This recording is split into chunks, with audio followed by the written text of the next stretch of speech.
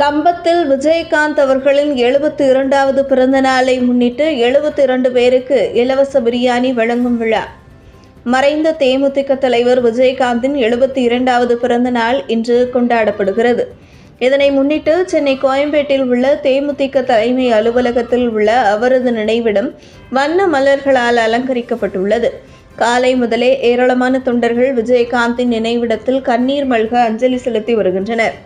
அதன் ஒரு பகுதியாக தேனி மாவட்டம் கம்பம் நகராட்சியில் புரட்சி கலைஞர் விஜயகாந்த் அவர்களின் 72வது பிறந்தநாள் விழாவினை கொண்டாடும் விதமாக பொதுமக்கள் 72 பேருக்கு இலவசமாக பிரியாணி வழங்கும் விழாவினை மாவட்ட செயலாளர் கிருஷ்ணமூர்த்தி அறிவுறுத்தலின்படி கம்பம் நகர செயலாளர் குமரேசன் தலைமையில் நடத்தினார்கள்.